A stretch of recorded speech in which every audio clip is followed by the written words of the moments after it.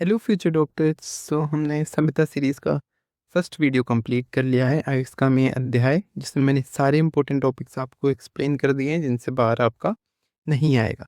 ठीक है, तो आज हम दिनचर्या अध्याय करते हैं। इसमें भी मैंने सारे इंपॉर्टेंट टॉपिक्स ले लिए हैं। जितना मैंने कराया फ्लो चार्ट ईजी फॉर्मेट में कराया है, तो इतना आप 100% कर ही लो। ठीक है, इसमें कोई भी वो मत छोड़ना कि नहीं ये वाला टॉपिक रह गया। इतना तो एकदम अच्छे से करके ही जाना है आपको।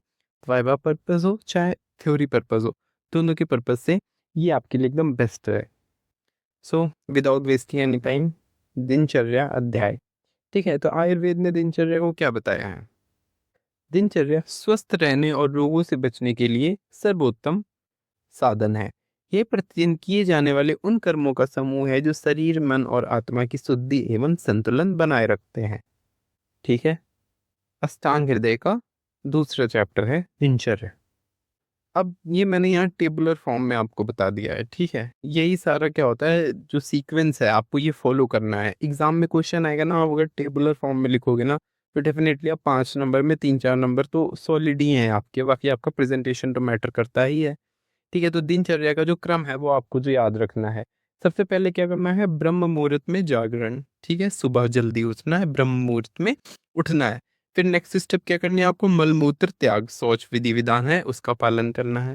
फिर आपको दंत धवन करना है। अब दंत धवन के कुछ रूल्स हैं। जैसे दंत धवन जो है उसकी लेंथ जो है वो 12 अंगुल होनी चाहिए। विड्थ जो है वो कनिष्ठ उंगली, या हम कहते हैं छोटी हमारी जो 5वीं उंगली है ना, कनिष्ठ उंगली, उसके समान उसकी विड्थ होनी चाहिए। फिर उसमें रस कौन सा होना चाहिए, कटुतिक्त कसाय रस युक्त होना चाहिए। किन किन पेड़ की लकड़ियों से बन सकता है, अर्क हो गया, अर्जुन हो गया, करंज हो गया, ऐसी लकड़ियों से बन सकता है। इसके बाद आपको क्या करना है, जीवा निर्लेखन। ये क्या होता है, जीवा के मल को सोना, चांदी, तांबा आदि से खुरचना। फिर आपको अंजन करना है। अंजन दो तरह के होते हैं, सौविरंजन, रसांजन। सौविरंजन जो प्रतिदिन किया जाता है, रसांजन जो सप्ताह में एक बार किया जाता है। फिर नस, गंडूस और कवल। नस, गंडूस और कवल के बाद धूमपान। धूमपान 3 तरह के होते हैं, प्रयोग की, स्नेह की और सिरोवेरिशन की। ठीक है, इनका पालन करना है। फिर आपको अभ्यंग करना है। अभ्यंग जो है वो पूर्ण शरीर में या सिर, कान, तालु, ठीक है, इनका विशेष स्थान है, इनमें तो करना ही है। ठीक है, इसके बाद आपको व्यायाम।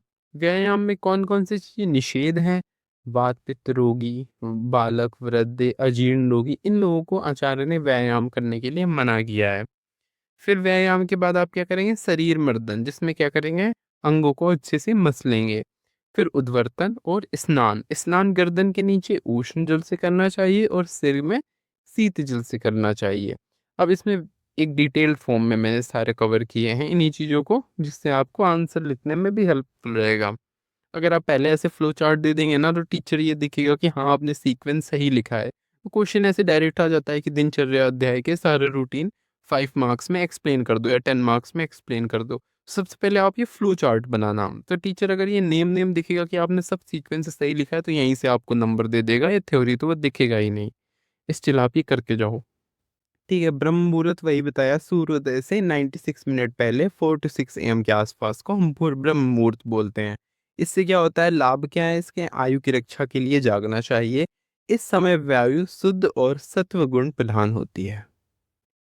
एग्जैक्टली पॉइंट्स आप याद रखो ये। दंत धवन, कसाय, कटु, तिक्त रसाय युक्त होता है। अर्क, नैगोद्र, खदिर, करंज आदि का प्रयोग करना चाहिए। मुख की दुर्गंध और मल का नाश करता है। जीवा निर्लेखन, सोना, चांदी या तांबे की शलाक से जीवा के मल को दूर करता है, स्वाद ग्रहण करने की शक्ति बढ़ाता है। इसके बाद हम अंजन की बात करते हैं। 2 तरह के हो गए, सौविरांजन, रसांजन। सौविरांजन प्रतिदिन करने वाला, रसांजन सप्ताह में एक बार। नेत्रों के लिए हितकारी होता ही है, आंखों के लिए हितकारी होता है अंजन। ठीक है, कफ दोष का निर्हरण करता है। ठीक है, कफ दोष शामक होता है ये, जैसे आकाश में बादलों का। ठीक है, फिर अभ्यंग, सिर, कान, तलवों का विशेष ध्यान रखना होता है अभ्यंग में। वात समन करता है, बुढ़ापे को दूर करता है, अच्छी नींद, त्वचा में कोमलता लाता है। ठीक है, ये अभ्यंग की क्या हो गया, लाभ हो गए। आपको याद रखना है, अभ्यंग जो है वो इम्पोर्टेंट है। व्यायाम भी और अंजन भी। इन तीनों का एक स्पेसिफिक पूछा है काफ़ी बार, सिर्फ इन तीनों को समराइज़ करने के लिए, इसलिए। व्यायाम क्या है? अपनी शक्ति से आधा करना चाहिए, अर्ध शक्ति करना चाहिए। शरीर में लाघव, हल्कापन लाता है, ठीक है? कार्य शक्ति में वृद्धि और जठर अग्नि को प्रदीप्त करता है, ठीक है? जिससे खाने का पाचन अच्छे से हो जाए, इसलिए जठर अग्नि को हमारे शरीर में बढ़ाता है। तो इसलिए व्यायाम करना चाहिए। और हमने ऑलरेडी डिस्कस किया है कि व्यायाम किसको नहीं करना चाहिए। वातपित्त रोगी को नहीं करना चाहिए, बालक वृद्ध को नहीं करना चाहिए, अजीर्ण रोगी कौन से रोगी होते हैं? इंडाइजेशन वाले रोगी, ठीक है? फिर उद्वर्तन, चूर्ण से शरीर में मालिश करना, कफ का नाश करता है, मेद को पिघलाना, त्वचा को स्थिर व स्वच्छ रखने का काम उद्वर्तन। फिर स्नान, शरीर को उष्ण जल से और सिर पर शीत जल से। दीपन यानी भूख बढ़ाता है, आयुष्य आयु को बढ़ाता है, ओजवर्धक होता है, खुजली व पसीने का नाश करता है। तो इसलिए हमें स्नान करना चाहिए। अब स्नान के बाद क्या करोगे आप? स्नान के बाद आप भोजन करोगे, ठीक है? इसको भी आप टेबल में ऐड कर देना। स्नान के बाद आप क्या करोगे? भोजन। फिर कुछ महत्वपूर्ण पॉइंट जो हमने ऑलरेडी देख रखे हैं, फिर से आपको बता देते हैं। व्यायाम के लिए निषेध हो गया है, ये आपने देख लिया है। दातुन की माप 12 अंगुल लंबी होनी चाहिए, कनिष्ठ उंगली जितना मोटाई होनी चाहिए। नस्त में नासिका में तेल जाने डालने के लिए सिर और गले के रोगी से मुक्ति मिलती है। मतलब क्या है?